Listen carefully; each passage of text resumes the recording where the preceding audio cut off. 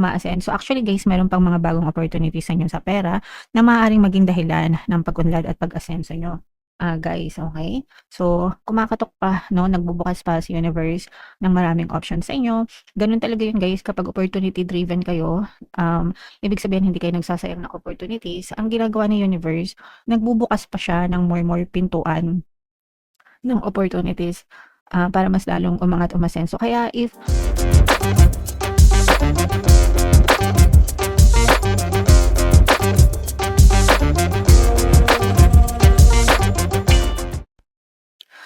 hello guys, hello Libra, welcome back to Pinoy Pixie Tarot. Ang pamagat ng episode natin for tonight is mid-month kapalaran para ngayong May 16 to 31 para sa Libra, Sun, Moon, Rising Sign, and Venus. Unahin natin tong deck na to guys. Ito yung mga angel messages sa inyo or mga paparating sa inyo.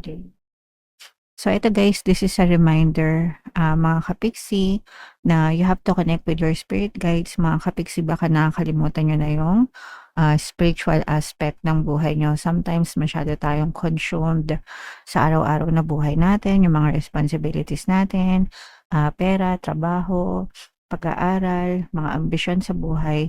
Sometimes nakakalimutan na magdasal, sometimes nakakalimutan ng magsimba, mga kapiksi. So, wag natin kalimutan yon guys, no? Kailangan gawin natin palagi yung bahagi ng buhay natin.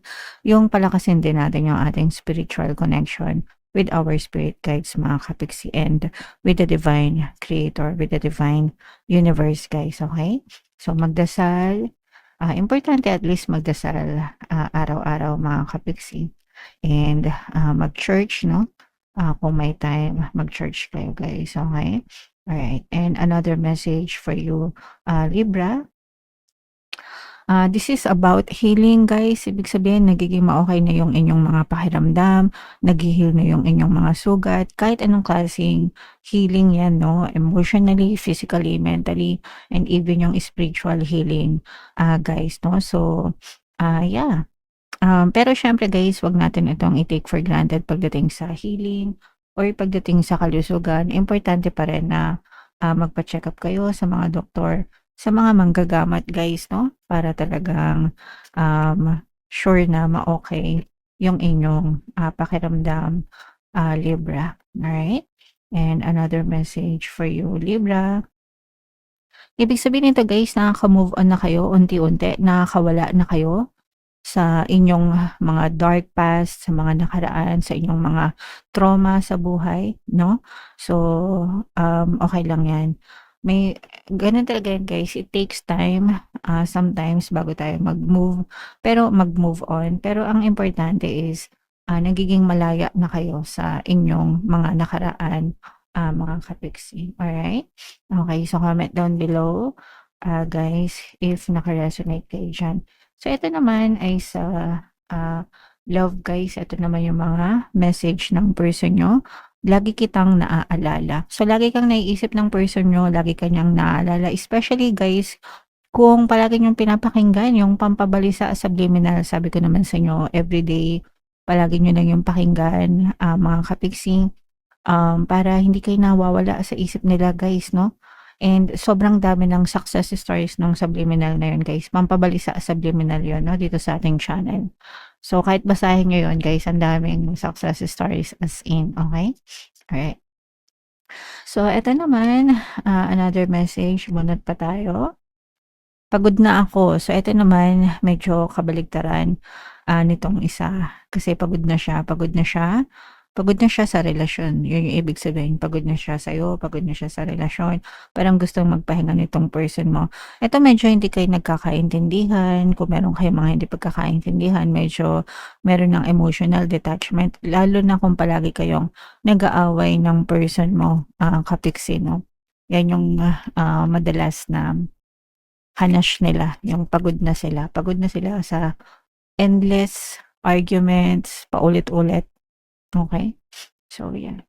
And another one guys, ikaw lang walang iba. So, ito magre-resonate ito dito sa dalawa. Lagi kitang naaalala, ikaw lang walang iba. Mga kapiksi, magre-resonate ito dun sa mga merong harmonious na relationship. Kung harmonious yung relationship nyo, swak na swak sa inyo yung mensahe na yan.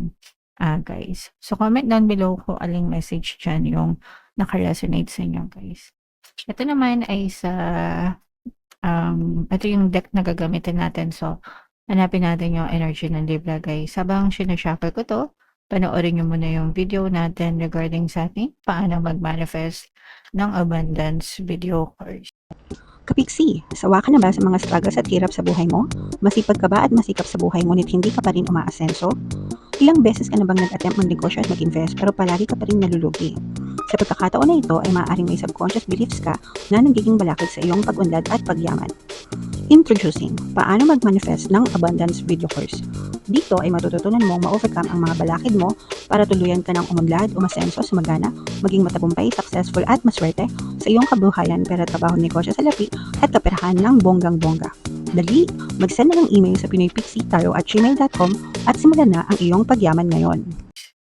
Alright, so sa lahat ng gusto mag-avail ng course, guys, meron tayong paano mag-manifest ng abundance video course, paano mawala ang third party at magkaroon ng harmonious na relationship, paano pabalikin si ex or vice breakup. Sa mga interesado, guys, mag-send lang kayo ng email sa pinoypixie@gmail.com. And sa mga naghahanap ng pampaswerte, guys, meron tayong money shaker jar. Ito yun, guys, super liit na bote pero super effective tsaka super powerful. At tsaka ito, guys, so marami na tong success stories sa mga gusto mag-avail. I-chat nyo lang ako dito sa WhatsApp number. Super effective niyan, guys, as in palagi tayo nagpo-post ng success stories, mga kapiksi. So Libra, kayo ay represent ng Queen of Swords. This is both positive and negative. Meron ditong presence ng water sign, Cancer, Pisces, Scorpio. For some of you, maaaring may ganyang element kayo sa inyong natal chart, or you may be dealing with other signs na may ganyan sa kanilang natal chart. So ito, guys, unahin natin ito. Mag-ingat kayo sa mga manloloko, mga kapiksi. Maaari kayong maloko, maaari kayong ma-scam, guys. Kahit yung sa mga kontrata, mga project, lalo na kung nagbe-bid kayo, guys, may mga bidding kayo, may mga projects kayo na nilalakad or mga project-based kayo, basahin nyo mabuti yung mga kontrata na pinipirmahan nyo, mga kapiksi.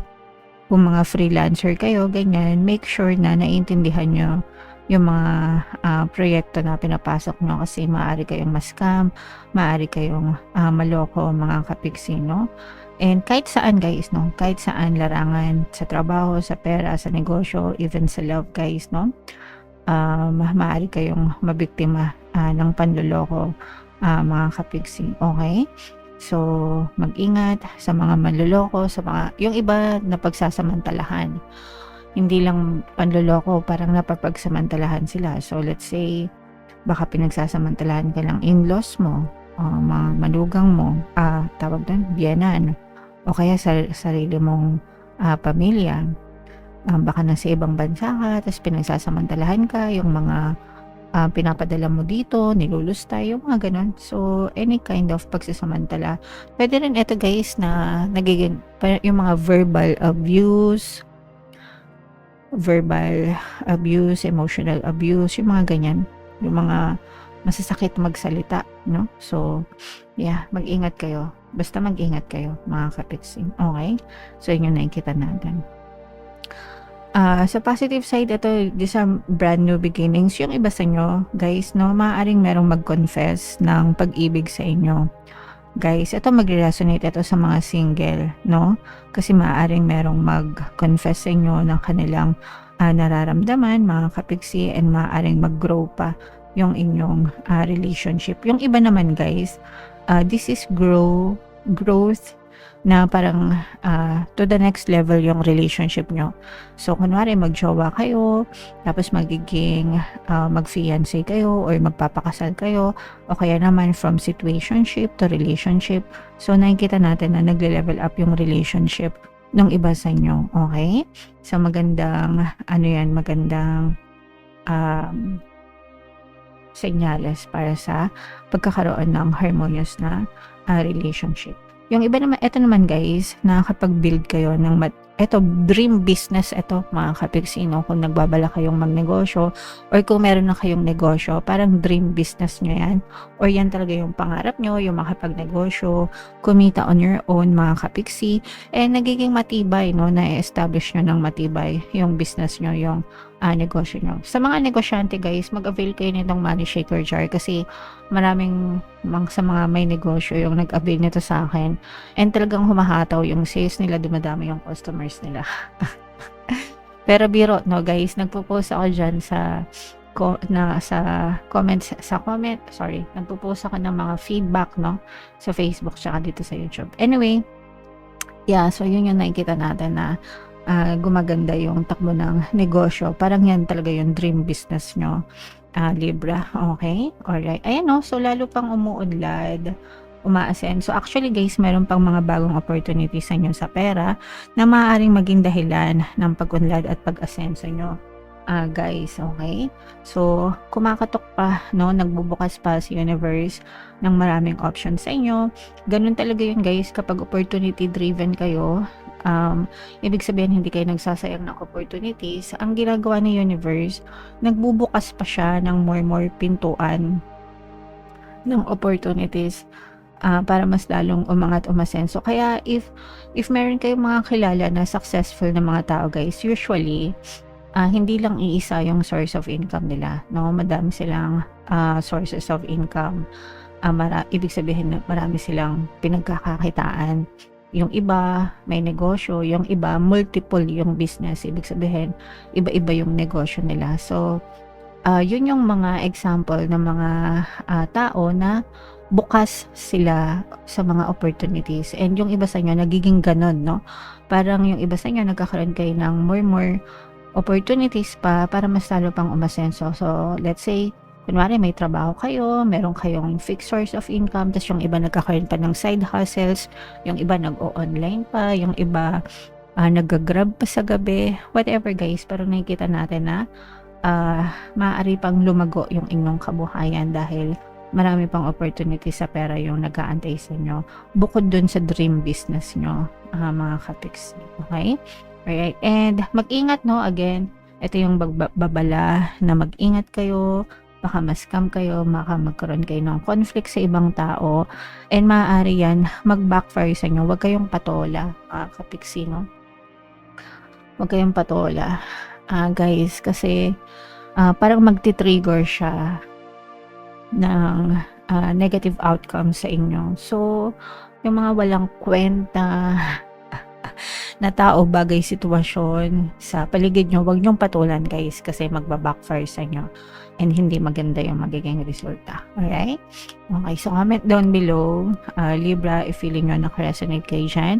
Yung mga magaganda dito guys, especially itong pag-angat ng buhay, multiple sources of income, itong mga dream business guys, no? I-mind nyo na yan sa comment section. For more tarot readings, ito yung playlist nyo. Ito naman yung ating success stories ng paano mag-manifest ng abundance video course. Panoorin nyo itong video natin guys about money shaker jar. Thank you for liking, sharing, and subscribing. See you next time guys. I love you all. Have a nice day. Bye-bye.